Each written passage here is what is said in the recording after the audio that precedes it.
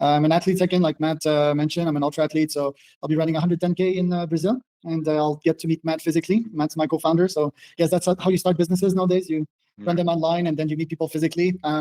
As a kid, that's also how I grew up. I grew up on World of Warcraft. I was the best player in my server. I was also best Call of Duty player. For those that played, I had a 2.5 ratio, meant that I would almost kill 3 people for every deaths that I would have, which is pretty hard. So shout out to Call of Duty players here. I grew up without a direction after like playing video games. I went on a search for myself. So I was like my party life from probably 15 to 20. Glad that I closed the door on that one because it was pretty toxic, like competing on who could get the most fucked up, you know? So after that, I sort of was like, okay, I need a change in my life. I have just been refused in a law program. And I went to study international business. I didn't do it because I liked school. I always hated school. I would make more money than my teacher while they would be teaching. I did it because they allowed me the opportunity to travel to Hong Kong. And Hong Kong flight from Montreal is quite very fucking expensive. I just bought a plane ticket for Brazil, and yeah, it reminded me how these things are. So yeah, it gave me the opportunity to travel around. I became a digital nomad after that, and yeah, I decided to travel the world with my wife that I met here in Oaxaca, Mexico. That's where I am right now.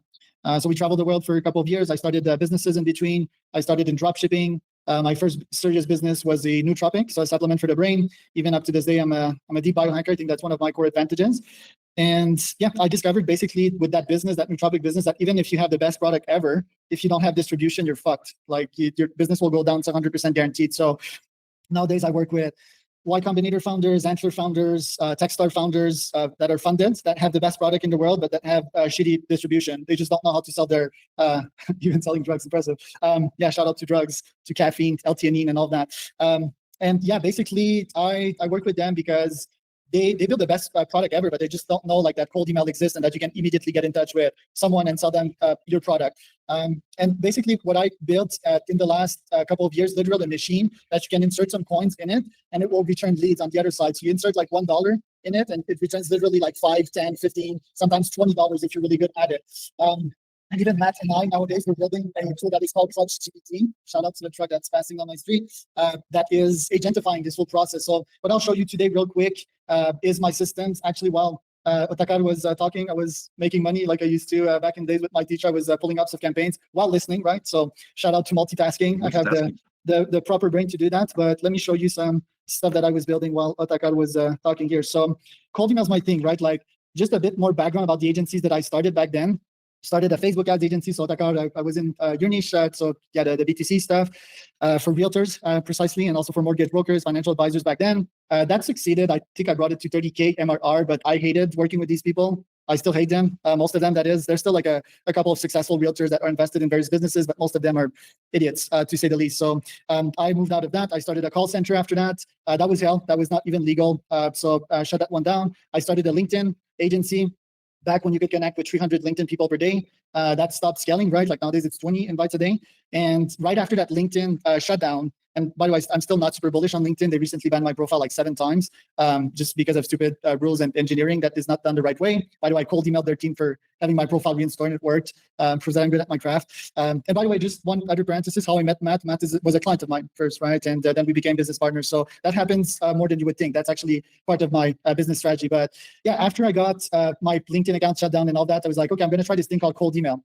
It's quite controversial. I'm not even sure if I'll be able to get in the inbox. And long story short, I discovered that I could. I discovered that instead of 20 connects a day, I could send 2,000 emails a day and get 10x the amount of responses and meetings. So yeah, it's been a love story, but also a hate story because in 2020, Outlook and Google started pretty much banning everything and yeah, spamming everything. So that's been pretty hard to get back on track. So there was like a cold email winter, ironically, and I surpassed that one. Let's actually start with that deliverability, right? Like the first thing that I see in my clients or my prospects is that they have shitty deliverability. And yeah, the long story short of everything that I just said is that cold email in B2B, if you're a vibe coder, if you have your AI startup, will always win over everything else. LinkedIn ads, LinkedIn outreach, cold calls, that's why I'm focused on that. Deliverability here, like that is the main asterisk. It is always the best channel, cold email, if you know your shit. If you don't know your shit, it will be terrible. So the first part here is creating a whole bunch of mailbox with low sending volume, right? I do that on Instantly.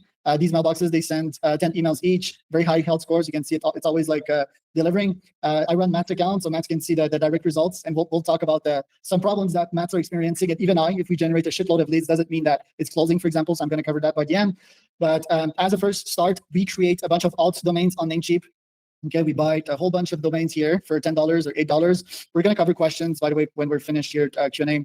And from these domains, we create a bunch of emails on the cPanel. And a genius part of my system is that it's incredibly cheap, right? So I was saying that cold email is always the lowest CAC. Well, guess what? This is the truth. Like my system, it runs on $150 per month. And in my case, I'm getting 100 leads, sales leads per month, not even talking about the podcast stuff, which I don't think I'll address much today, but yeah, it's very profitable basically. So a bunch of alt domains, we create mailboxes on a cPanel. So you just go in hosting list and go in cPanel. And you do create a whole bunch of mailboxes. Matt is going to create me an agent to create all these mailboxes, right, Matt? So that I don't have to do it manually. But yeah, for now we need to do it manually, right? So you just go and create all of these mailboxes. Then after you're done with that, you just plug them in instantly here. There's a bulk upload process, fortunately. So you can just upload a bulk CSV in there with all your mailboxes. And then you'll have a semi-solid infrastructure. One important thing, and I won't get into the technicalities here, is that when you upload this CSV, we also create a SendGrid account. We send through SendGrid. SendGrid is very important. It's a shared IP, right? So that when your email reaches other mailboxes, it actually gets in. Most people, what they do nowadays, the newbies, because I'm a veteran in that thing, I've been doing that for 10 years. I've been using SendGrid for 10 years, is that they create their mailboxes on Google or Outlook, right? The same guys that will actually flag them as spam. Don't do that. Not just because of the thing I just mentioned, but also because Google and Outlook is $20 a month per mailbox. And I recommend like 100 mailbox per month, or at least 60. So imagine you'd be paying like a couple of thousands in just the mailboxes. That's not scalable. So what we do, we create them on Namecheap with all domains, cPanel, and we send through SendGrid. It's a warmed up IP, it's a shared IP, so your emails will get in. Once all your mailboxes are in, like this here, you warm them up. That's why I use Instantly. They have one of the best warm-ups, and the reputation of these mailboxes should only go up and up, right? And that means that, yeah, ultimately your emails will reach the mailboxes. The campaigns here is the next step. Once you have a bunch of mailboxes, so these are the campaigns I'll be creating. This should generate a couple of thousands, and I created them while Packard was talking. So it's like 20 minutes of my time. It's good ROI, right? That's always what I'm aiming. It's like a couple of thousands per hour. It looks like this. It's incredibly simple. That's not even AI campaigns. I use a ChatGPT to create these campaigns. It's prompted to write in a specific way to sell my services, but this is still so fucking easy, right? Like this is not rocket science. And people shit on AI all the time, but my AIs, they convert thousands of humans per year. So these are just haters hating, right? So, and I could dive into complex AI personalized campaigns, but I won't. And my general advice on these complex campaigns is that they're not worth the ROI, right? I'm always aiming for a couple of thousands of dollars per hour. If I invest 1 hour of my time in an AI campaign, it will yield the same amount of if I would yield it 10 minutes to a campaign that would generate the same amounts of leads. So I'm always optimizing for that metric, like how much money can I get out of my time? I'm not optimizing for perfection or even reply rate. I don't give a shit about that. So that campaign literally took me 5 minutes to create. It looks like this. It's pretty good. It's optimized to write in my style. So you guys know how to prompt ChatGPT. I won't necessarily get into that. And then I just add leads to it. So these leads, and by the way, yeah, there's like these weird hacks in life and in business and in outreach, like just mentioning people's like old companies. This is like a campaign for people that worked at Gong, the sales company. People had like these weird emotional connections, right? Like to the university that they went in, to their ex companies, and in the corporate place, just mentioning their ex companies and making sense out of it with an AI, that's enough to convert someone in my niche. So you just hatch a bunch of these campaigns and yeah, you'll get a bunch of leads. The leads part, how I got these ex Gong people, I just go on Apollo here. And yeah, this is another one for Sales Loft. And the logic is that these people, they know GTM, right? They know cold email, but not like me, right? Like invest 10 hours per day in cold email. I'm just not beatable. So even if they do have experience and they can let their ego down of thinking, oh, I know sales and all that, that's the people that will convert because they know my thing. They know the value of cold email. And yeah, we're just like the same breed, right? We speak the same language. So that's a little hack for that specific campaign. I'm going to come back to some angles with product market fit, but generally it just requires your brain thinking about past experiences that you had, analyzing past results of campaigns and making sense out of it. So I just use an Apollo account here. I have the version in which they give me just a bunch of contacts, right? Like you could also use Apify to scrape Apollo, which is a bit more technical, but you pull out these contacts, you add them to Instantly here, and you start a campaign. And next thing you know, some people will reply. Not all of them will be leads. Some of them are not leads. They'll tell you to fuck off. That's normal. And you don't care about that. Like that sells, right? Like, and that's founding a startup. And if you have your feelings hurt by that, you're just not at the right place, right? So we'll get into that part. But yeah, there's a bunch of people that will actually be interested. And what I do when I get a positive reply, I just filter for the positive ones. Status interested. I feed that to an AI that gets them a custom GTM plan. So let me just show you. So I even forgot to reply to that guy, but I have like probably 5 to 7 per day. So what I do, let's say that this guy's like, yeah, send me more details. What I'll do quite literally, and oops, I just activated my mail, which is a hellhole because I have so many emails, so I'll just close that. This guy may actually convert. This guy was in stealth mode, on LinkedIn. So I just scraped stealth startup, and I did that Sunday, and I talked to him on Monday. He's going to convert probably in 2 weeks. Yeah, what I did, I just sent him the first email here. He replied, and what I do, I just screenshot this thing to GPT. So I have a CleanShot app, right, for a quick screenshot, and I feed that to my closed GPT. I'll also feed this closed GPT data about his company, right? Like Meridian Tech or whatever. And my GPT replied this here. So I just copy paste the reply of a GPT so that it's ultra personalized, right? And the call to action in that email is, do you want to get a GTM plan? So when people see value, right, and that you're not going directly for the meeting in cold email, they're going to convert way more. Also, you're not going to waste your time with tire kickers, right? So I wrote something on my X today that I don't optimize for meetings, like me, I optimize for time again. So I don't want to hop on a meeting with someone that's going to tell me no and that's going to fuck around. I want to send them my prices up front. No one does that. And I'm also filtering for like similar characteristics to mine. I'm extremely picky with who I work with, right? I only work with the best. So in the end, these people are super qualified once they hop on a call. It's personalized, it's value first, and it just gives them a different vibe from the get-go. I'm in the service industry as well, so churn is important, right? And if I would start hard selling someone from the get-go, they would probably churn, they would probably waste my time, they would probably ask for refunds. So that's like some personalized answers that I use. And once these people say yes to the meeting, which is usually with my AI reply here, you get a calendar that looks like this, just pretty insane, and it's always like that. So that's pretty much what I do in a nutshell. Any questions?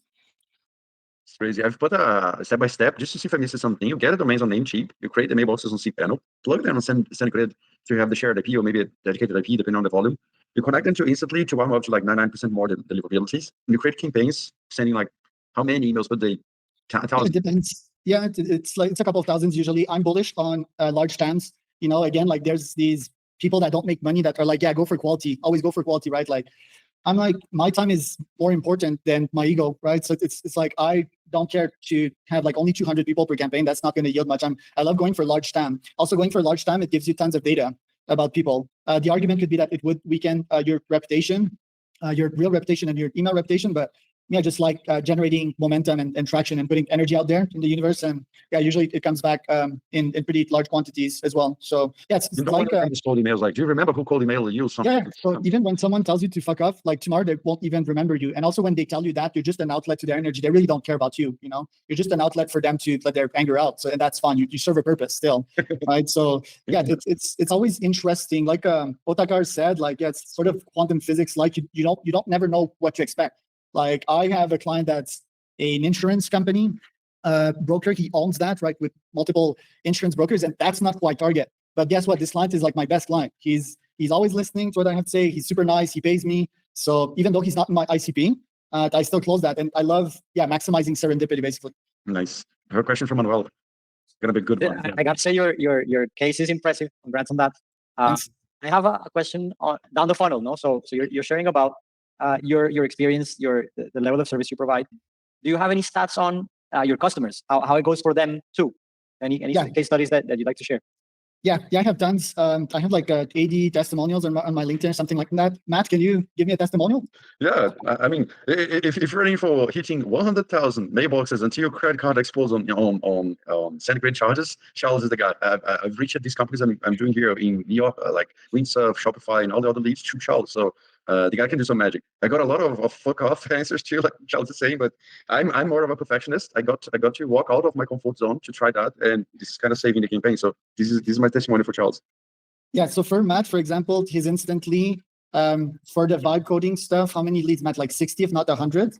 Yeah, about 100 now. We started the pipeline and paying not crazy stuff like 300 here, 100 there, less than $500 per month to get these leads.